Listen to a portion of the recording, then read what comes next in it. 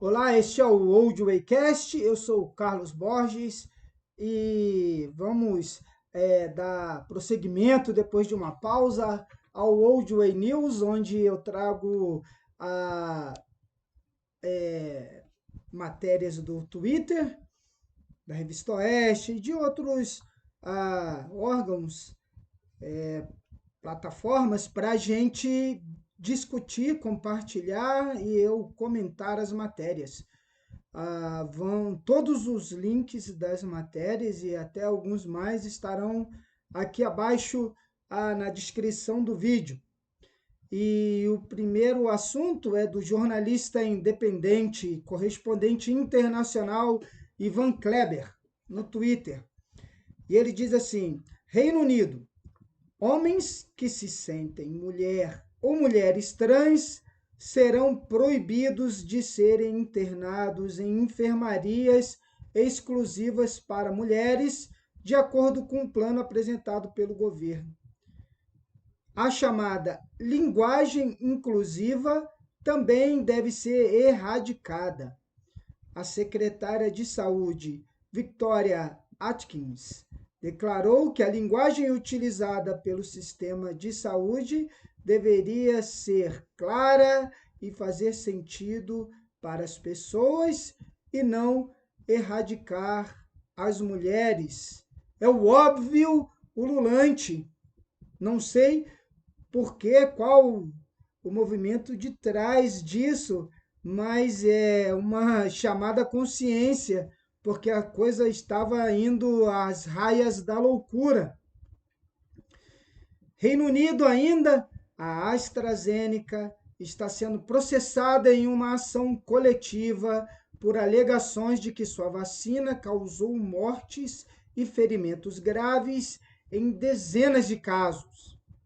A empresa contesta as alegações, mas aceitou, num documento legal apresentado ao Tribunal Superior em fevereiro, que sua vacina para a Covid pode, em casos muito raros, causar TTS.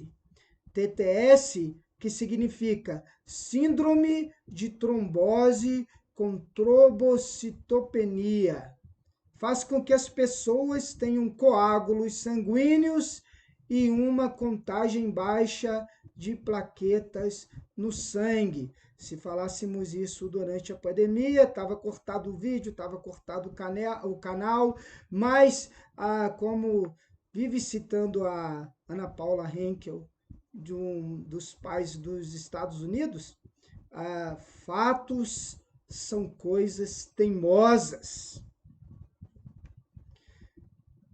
Manifestantes agora nos Estados Unidos, ainda o Ivan Kleber, manifestantes anti-Israel tomaram de assalto a Universidade de Colômbia em Nova York. Eles fizeram 3 exigências à universidade: desfazer-se de seu apoio financeiro a Israel, tornar-se mais transparente com os investimentos da universidade e fornecer anistia geral aos estudantes que participaram na perturbadora manifestação que durou semanas. Protesto antissemita.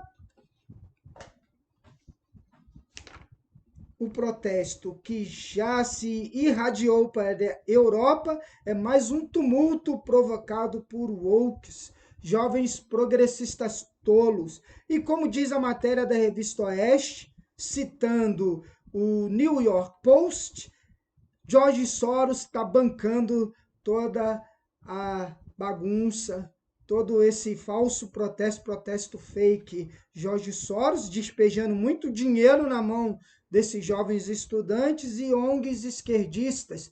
E conforme a matéria, tanto do Ivan Kleber como da Revista Oeste, você vai vendo kits montados, barracas, tudo arrumadinho, tudo ajustadinho pelos Soros e pelos milhões dos Soros para manifestação antissemita desses jovens que não tem nada na cabeça e cabeça vazia é a oficina do diabo. Agora, saindo do Ivan Kleber e indo direto para a Revista Oeste, trago uma matéria que fala sobre um projeto de lei de autoria da deputada federal Clarissa Tessio, do PP de Pernambuco. A Câmara dos Deputados analisa o projeto de lei 1096/2024, que proíbe o procedimento de assistolia fetal para aborto em casos determinados na lei. A prática, a assistolia fetal, consiste em aplicar uma injeção de cloreto de potássio no bebê, o que causa dor e sofrimento. O médico que realizar a assistolia fetal pode ser punido com as penas estimadas para o ato de provocar aborto aumentadas em 1/3. O procedimento chegou a ser proibido por uma resolução do Conselho Federal de Medicina, mas suspenso pela Justiça Federal de Porto Alegre em 18 de abril. A juíza do caso entendeu que o Conselho não tem competência legal para criar restrição ao aborto em casos de estupro. A ação foi protocolada pela Sociedade Brasileira de Bioética e pelo Centro Brasileiro de Estudos de Saúde, essas ONGs esquerdistas malvadas que existem por aí. Aborto por injeção de droga no bebê. De acordo com o Conselho Federal de Medicina, a assistolia fetal é o processo de injeção de drogas no bebê, o que provoca a sua morte antes do aborto. Em 2022, um procurador do Ministério Público Federal chegou a recomendar ao Ministério da Saúde que não usasse o cloreto de potássio sem anestesia nos procedimentos de aborto. A prática é recomendada pela Organização Mundial de Saúde para abortos em que a idade gestacional passa de 20 semanas. Organização Mundial de Saúde, outro antro do mal. Não basta fazer o aborto, tem que ser com requintes de crueldade. Pela proposta, a pena é de reclusão de 1 a 4 anos, se houver consentimento da gestante, ou reclusão de 3 a 10 anos, sem o consentimento da gestante. O texto acrescenta medida ao Código Penal. No Brasil, o aborto de bebês não é punido quando a gravidez é resultante de estupro ou oferece risco à mãe. Além disso, o Supremo Tribunal Federal criou a hipótese de aborto em caso de anencefalia. A autora da proposta, a deputada Clarissa, argumenta que a droga da assistolia fetal é o cloreto de potássio com lidocaína, em uma concentração muito superior à usada para matar animais na eutanásia ou condenado à pena de morte.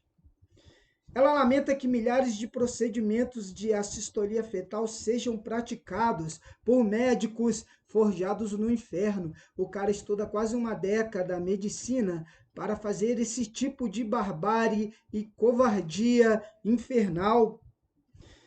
Ela lamenta que milhares de procedimentos de assistolia fetal sejam praticados e, assim, tantos bebês em formação tenham sido submetidos à tortura e ao tratamento desumano e degradante no país. Esses mesmos médicos que também se especializaram em extirpar órgãos genitais de meninos saudáveis de 10 anos de idade. A proposta do projeto será analisada pelas comissões de Saúde e Constituição e Justiça, e depois vai a plenário. O Tribunal Regional da 4ª Região, TRF4, em Porto Alegre, cassou a liminar que suspendeu a resolução do CFM, para os médicos não fazerem isso, sob a assistolia fetal. Além disso, restabeleceu a norma que impede aborto depois de 22 semanas de gestação em caso de estupro. A decisão foi proferida em 26 de abril, porque se deixar por conta deles, Tem até o pós-aborto, o neném nasce e eles matam, dizendo liberdade e essas palhaçadas woke todinha que eles falam o tempo inteiro. De acordo com o desembargador Cândido Alfredo Silva Leal Júnior, não parece prudente suspender uma norma técnica por meio de uma decisão provisória. A Câmara analisa o conteúdo inserido à Lei 2.848, de 7 de dezembro de 1940. O artigo a ser acrescido é esse: nos casos de aborto necessário e aborto resultante de estupro, previstos no artigo 128, devem ser aplicadas as penas dos artigos 125 e 126, aumentadas em 1/3 quando, antes dos procedimentos de interrupção da gravidez, for utilizado o procedimento de assistolia fetal que ocasione o feticídio ou a morte do feto. Também coloquei um link aí na descrição do vídeo para um artigo do Flávio Gordon, na revista Oeste, onde ele fala, ele aborda o maligno voto da ex-ministra Rosa Weber, do STF, a favor do assassinato de bebês no ventre de suas mães. Ela vota a favor com requintes de crueldade e com superficial saber jurídico a respeito dessa questão. O nome do artigo do Flávio Gordon é As Implicações Político-Filosóficas da Liberalização do Aborto no Brasil.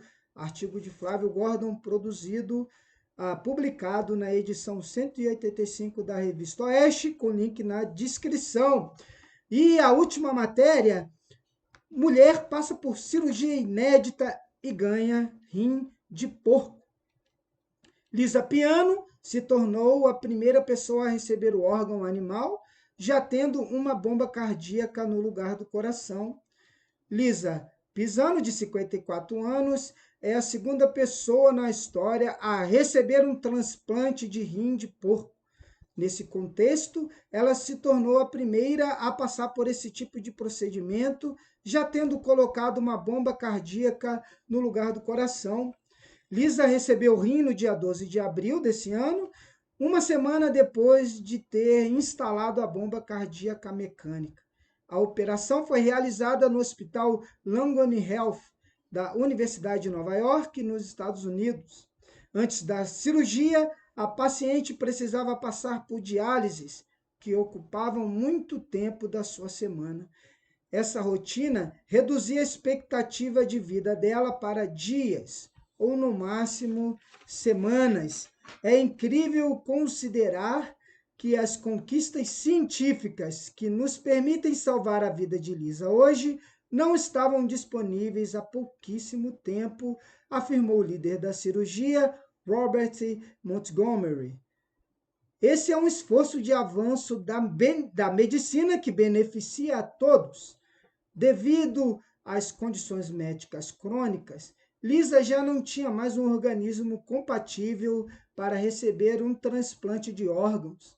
Apesar disso, um rim de porco geneticamente modificado, compatível com a paciente, foi encontrado.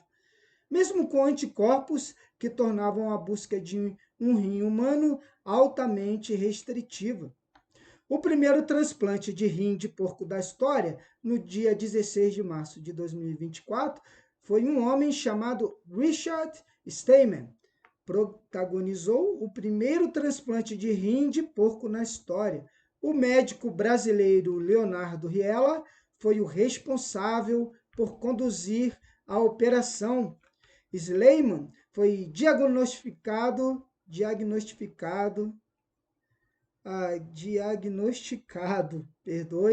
com a doença renal em estágio avançado.